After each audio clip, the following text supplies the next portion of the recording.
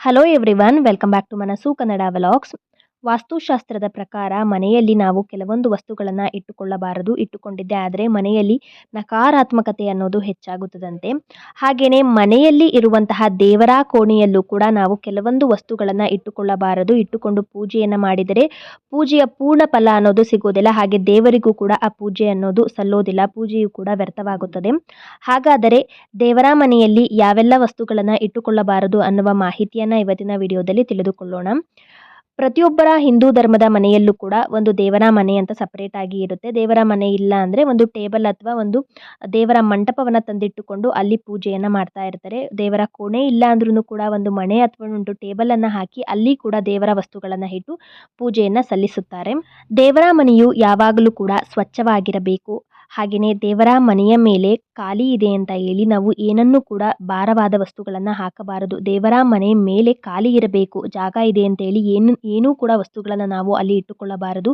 ಜೊತೆಗೆ ದೇವರ ಮನೆಯ ಅಕ್ಕಪಕ್ಕ ಕೂಡ ನಾವು ಕಸದ ಡಸ್ಟ್ಬಿನ್ ಆಗಿರ್ಬೋದು, ಹಾಗೆಯೇ ಪೊರಕೆಯನ್ನು ಕೂಡ ಹಾಕಬಾರದು. ಮಲಗುವ ಕೋಣೆಯಲ್ಲಿ ದೇವರ ಕೋಣೆಯನ್ನು ಅಂದರೆ ದೇವರ ಮನೆಯನ್ನು ನಾವು ಮಾಡ್ಕೊಳ್ಬಾರ್ದು. ದೇವರ ಕೋಣೆಯಲ್ಲಿ ದೇವರ ವಿಗ್ರಹಗಳನ್ನು ಇಟ್ಕೊಂಡಿರ್ತೀವಿ, ದೇವರ ಫೋಟೋಗಳನ್ನು ಇಟ್ಟುಕೊಂಡಿರ್ತೀವಿ. ದೇವರ ವಿಗ್ರಹ ಎಂದರೆ ಅತ್ಯಂತ ದೊಡ್ಡದಾಗಿರುವಂತಹ ದೇವರ ವಿಗ್ರಹಗಳನ್ನು ಇಟ್ಟು ಪೂಜೆಯನ್ನು ಸಲ್ಲಿಸಬಾರದು. ದೇವಸ್ಥಾನಗಳಲ್ಲಿ ಮಾತ್ರ ದೇವರ ವಿಗ್ರಹಗಳನ್ನು ದೊಡ್ಡದಾದ ದೇವರ ವಿಗ್ರಹಗಳನ್ನು ಇಟ್ಟು ಪೂಜೆಯನ್ನು ಮಾಡಬೇಕು. ಆದರೆ ಮನೆಯಲ್ಲಿ ನಾವು ದೇವರ ಕೋಣೆಯಲ್ಲಿ ನಮ್ಮ ಅಂಗೈ ಮುಷ್ಟಿಯಲ್ಲಿ ಸಿಗುವಂಥದ್ದು ಅಂದರೆ ಅಂಗೈ ಮುಷ್ಟಿಯ ಒಳಗಡೆ ಮುಚ್ಚಬೇಕು ನಾವು ಆ ವಿಗ್ರಹಗಳನ್ನು. ಆ ಗಾತ್ರದ ದೇವರ ವಿಗ್ರಹಗಳನ್ನು ನಾವು ಅಂಗೈ ಮುಷ್ಟಿಯಲ್ಲಿ ಮುಚ್ಚುವಂತಹ ಗಾತ್ರದ ವಿಗ್ರಹಗಳನ್ನು ನಾವು ದೇವರ ಮನೆಯಲ್ಲಿ ಇಟ್ಟು ಪೂಜೆಯನ್ನು ಸಲ್ಲಿಸಬೇಕು. ಅದಕ್ಕಿಂತ ದೊಡ್ಡದಾದ ವಿಗ್ರಹಗಳನ್ನು ಇಟ್ಟು ಪೂಜೆಯನ್ನು ಮಾಡಬಾರ್ದು. ಏಕೆಂದರೆ ನಾವು ದೊಡ್ಡದಾದ ವಿಗ್ರಹಗಳನ್ನು ಇಟ್ಟು ಪೂಜೆಯನ್ನು ಮಾಡಬೇಕು ಅಂದರೆ ಪ್ರತಿದಿನವೂ ಕೂಡ 2 ಬಾರಿ ತಲೆಗೆ ಸ್ನಾನವನ್ನು ಮಾಡಿ ಪೂಜೆಯನ್ನು ಸಲ್ಲಿಸಬೇಕು. ದಿನನಿತ್ಯವೂ ಕೂಡ ನೈವೇದ್ಯವನ್ನು ಅರ್ಪಿಸಬೇಕು. ದಿನನಿತ್ಯವೂ ಕೂಡ ಅಭಿಷೇಕವನ್ನು ಮಾಡಬೇಕು. ದೇವಸ್ಥಾನಗಳಲ್ಲಿ ನೋಡಿ ಪ್ರತಿನಿತ್ಯವೂ ಕೂಡ ಅಭಿಷೇಕವನ್ನು ಮಾಡ್ತಾರೆ, ಪ್ರತಿನಿತ್ಯವೂ ಕೂಡ ನೈವೇದ್ಯವನ್ನು ಅರ್ಪಿಸುತ್ತಾರೆ, ಪ್ರತಿನಿತ್ಯವೂ ಕೂಡ ಪೂಜೆಯನ್ನು ಮಾಡ್ತಾರೆ. ಮನೆಯಲ್ಲಿ ಕೆಲವೊಮ್ಮೆ ಸಾಧ್ಯ ಆಗೋದಿಲ್ಲ. ಹಾಗಾಗಿ ನಮ್ಮ ಅಂಗೈ ಮುಷ್ಟಿಯಲ್ಲಿ ಇರುವಂತಹ ಗಾತ್ರದ ದೇವರ ವಿಗ್ರಹಗಳನ್ನು ನಾವು ದೇವರ ಕೋಣೆಯಲ್ಲಿ ಇಟ್ಟು ಪೂಜೆಯನ್ನು ಮಾಡಬೇಕು. ಅದಕ್ಕಿಂತ ದೊಡ್ಡದಾದ ದೇವರ ವಿಗ್ರಹಗಳನ್ನು ಮನೆಯಲ್ಲಿ ಇಟ್ಟು ಪೂಜೆಯನ್ನು ಮಾಡಬಾರ್ದು, ಅದು ನಿಷೇಧ. ಹಾಗೆಯೇ ಕೆಲವೊಬ್ಬರು ದೇವರ ವಿಗ್ರಹಗಳನ್ನು ಇಟ್ಟಿರ್ತಾರೆ, ಇನ್ನು ಕೆಲವೊಬ್ಬರು ದೇವರ ಫೋಟೋಗಳನ್ನು ಇಟ್ಟು ಕೂಡ ಪೂಜೆಯನ್ನು ಮಾಡ್ತಾ ಇರ್ತಾರೆ. ದೇವರ ಫೋಟೋಗಳು ಕೂಡ ಹರಿದೋಗಿರಬಾರ್ದು, ಎಲ್ಲೂ ಕೂಡ ಪೂರ್ತಿಯಾಗಿ ಸ್ವಚ್ಛವಾಗಿರಬೇಕು. ಪೂರ್ಣ ಪ್ರಮಾಣದಲ್ಲಿ ಇರುವಂತಹ ದೇವರ ಫೋಟೋಗಳನ್ನು ಇಟ್ಟು ಪೂಜೆಯನ್ನು ಮಾಡಬೇಕು. ಭಿನ್ನವಾಗಿರುವಂತಹ ಒಡೆದು ಹೋಗಿರುವಂತಹ ದೇವರ ವಿಗ್ರಹಗಳನ್ನು ಕೂಡ ಇಟ್ಟು ಪೂಜೆಯನ್ನು ಮಾಡಬಾರ್ದು. ಎಲ್ಲಾದರೂ ಒಂದು ಕಡೆ ಮುಕ್ಕೋಗಿರೋದು ಅಂತ ಹೇಳ್ತೀವಿ ನೋಡಿ, ಅಂದರೆ ಲಬ್ಕೋಗಿರೋದಾಗಿರ್ಬೋದು, ಒಡೆದೋಗಿರೋದಾಗಿರ್ಬೋದು, ಹರಿದೋಗಿರೋದಾಗಿರ್ಬೋದು, ಈ ರೀತಿಯಾದ ದೇವರ ವಿಗ್ರಹಗಳನ್ನು ಇಟ್ಟು ಪೂಜೆಯನ್ನು ಮಾಡಬಾರ್ದು. ಒಡೆದೋಗಿರುವಂಥ ದೇವರ ವಿಗ್ರಹಗಳಿಗೆ, ದೇವರ ಫೋಟೋಗೆ ನಾವು ಪೂಜೆಯನ್ನು ಸಲ್ಲಿಸಿದರೂ ಕೂಡ ಆ ಪೂಜೆ ದೇವರಿಗೆ ಸಲ್ಲೋದಿಲ್ಲ, ಪೂಜೆ ವ್ಯರ್ಥ ಆಗುತ್ತೆ.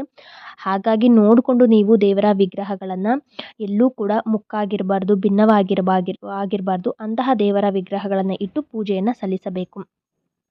ಇನ್ನು ಕೆಲವೊಬ್ಬರ ಮನೆಯಲ್ಲಿ ಶಂಖವನ್ನು ಇಟ್ಟು ಕೂಡ ಪೂಜೆಯನ್ನು ಮಾಡ್ತಾ ಇರ್ತಾರೆ. ಈ ಶಂಖವನ್ನು ಮಹಾಲಕ್ಷ್ಮಿಯ ಸಹೋದರ ಅಂತಲೂ ಕೂಡ ಕರೆಯಲಾಗುತ್ತದೆ. ಸಮುದ್ರ ಮಂಥನದಲ್ಲಿ ಮಹಾಲಕ್ಷ್ಮಿಯ ಜೊತೆಗೆ ಶಂಖವು ಕೂಡ ಉದ್ಭವವಾಯಿತು ಅನ್ನುವ ಒಂದು ನಂಬಿಕೆ. ಹಾಗಾಗಿ ಶಂಖುವಿಗೂ ಕೂಡ ಪೂಜೆಯನ್ನು ಸಲ್ಲಿಸಲಾಗುತ್ತದೆ. ದೇವರ ಮನೆಯಲ್ಲಿ ಒಂದೇ ಒಂದು ಶಂಖವನ್ನು, ಏಕ ಶಂಖವನ್ನು ಇಟ್ಟು ಮಾತ್ರ ಪೂಜಿಸಬೇಕು. ಒಂದಕ್ಕಿಂತ ಹೆಚ್ಚು ಶಂಖವನ್ನು ದೇವರ ಮನೆಯಲ್ಲಿ ಇಡಬಾರದು ಅಂತಲೂ ಕೂಡ ಹೇಳಲಾಗುತ್ತದೆ. ಹಾಗೆಯೇ ಶಿವಲಿಂಗವನ್ನು ಇಟ್ಕೊಳ್ಳುವಂಥವರು ದೇವರ ಕೋಣೆಯಲ್ಲಿ ನಿಮ್ಮ ಹೆಬ್ಬೆಟ್ಟಿನ ಗಾತ್ರ ಏನಿರುತ್ತೆ ನೋಡಿ, ಅಷ್ಟು ಗಾತ್ರದ ಶಿವಲಿಂಗವನ್ನು ನಾವು ದೇವರ ಮನೆಯಲ್ಲಿ ಇಟ್ಕೊಳ್ಬೇಕು. ಅದಕ್ಕಿಂತ ದೊಡ್ಡದಾದ ಶಿವಲಿಂಗಕ್ಕೆ ನಾವು ಮನೆಯಲ್ಲಿ ಪೂಜೆಯನ್ನು ಸಲ್ಲಿಸಬಾರದು. ಬರೀ ನೆಲದ ಮೇಲೂ ಕೂಡ ಶಿವಲಿಂಗವನ್ನು ಇಟ್ಟು ಪೂಜೆಯನ್ನು ಮಾಡಬಾರದು. ಯಾವುದೇ ಒಂದು ದೇವರ ವಿಗ್ರಹವನ್ನು ಕೂಡ ಬರೀ ನೆಲದ ಮೇಲೆ ಇಟ್ಟು ನಾವು ಪೂಜೆಯನ್ನು ಸಲ್ಲಿಸಬಾರದು. ಒಂದು ತಟ್ಟೆ ಅಥವಾ ಒಂದು ಮಣೆಯನ್ನು ಹಾಕಿ ಅದರ ಮೇಲೆ ನಾವು ದೇವರ ವಿಗ್ರಹ ಮತ್ತು ಶಿವಲಿಂಗವನ್ನು ಇಟ್ಟು ಪೂಜೆಯನ್ನು ಸಲ್ಲಿಸಬೇಕು.